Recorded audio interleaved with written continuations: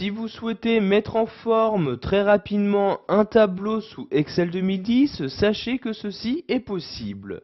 En effet, donc pour ce faire, vous devez tout d'abord saisir les données que vous souhaitez. Donc vous voyez ici, j'ai déjà différentes données d'insérer.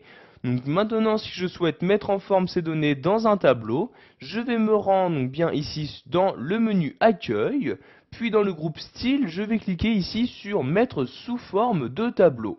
Vous avez donc maintenant ce menu-ci qui s'ouvre.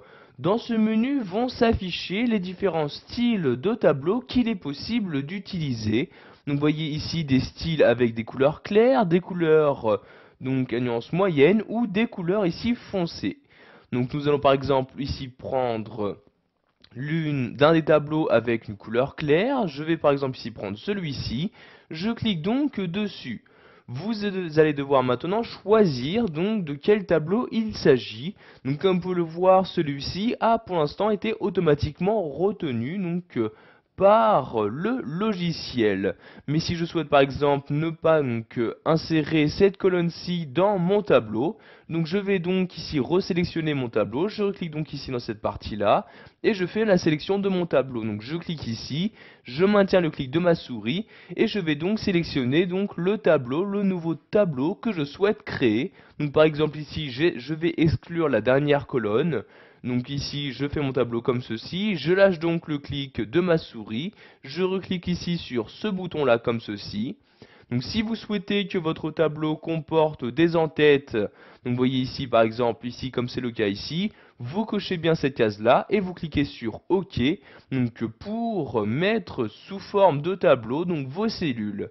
Donc vous avez donc maintenant votre tableau qui a été créé, donc vous voyez ici, je le désélectionne comme ceci.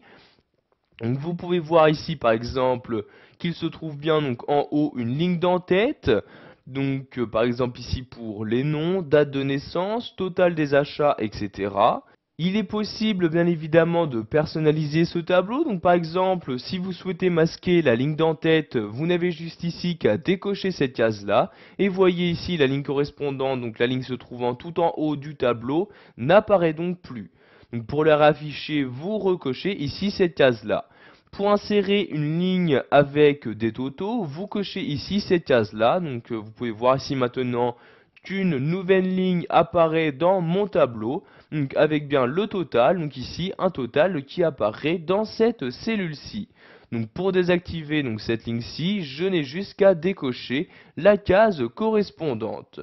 Maintenant, nous allons remodifier le style de notre tableau. Pour ce faire, je reclique ici sur Style rapide comme ceci. Vous avez de nouveau ce menu-ci qui s'ouvre, menu qui vous affiche de nouveau donc les différents styles de tableau qu'il est possible d'utiliser.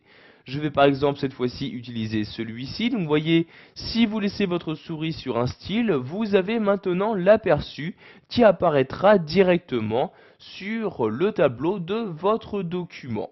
Donc je vais ici utiliser ce style-ci, je clique donc dessus pour l'appliquer à mon tableau et comme vous pouvez le voir en très peu de temps, donc les modifications ont été apportées. Donc vous pouvez également ici activer ou désactiver les lignes ou colonnes à bande. Donc vous voyez ici, la ligne à bande sont activées, c'est-à-dire qu'une ligne sur deux, vous n'avez pas ici les mêmes couleurs. Si je désactive, donc je décoche cette case-là, vous pouvez voir que maintenant toutes les lignes ont la même couleur. Donc je vais ici par exemple choisir d'utiliser les colonnes à bande. Je coche donc ici colonne à bande comme ceci. Et vous n'avez donc maintenant plus les mêmes couleurs entre les différentes colonnes. Pour finir, nous allons voir comment convertir ce tableau en plage. Donc cela est très utile pour que celui-ci ne soit plus reconnu en tant que tableau, mais juste en tant que mise en forme classique. Donc pour convertir votre tableau en plage, je clique ici donc toujours dans l'onglet Création sur Convertir en plage. Vous avez donc maintenant un message qui apparaît vous demandant si vous êtes vraiment sûr de vouloir le convertir en plage. Si c'est le cas, vous cliquez ici sur oui comme ceci. Maintenant ce tableau n'est plus reconnu en tant que tableau, c'est-à-dire qu'ici, vous voyez par exemple dans la ligne d'en-tête, n'apparaît plus les filtres automatiques. Si je clique dans le tableau, vous pouvez voir également que l'onglet création de tableau n'apparaît également plus. Voilà, vous savez maintenant comment insérer très rapidement un tableau dans Excel 2010 en choisissant les différents styles de tableau proposés par ce tableur.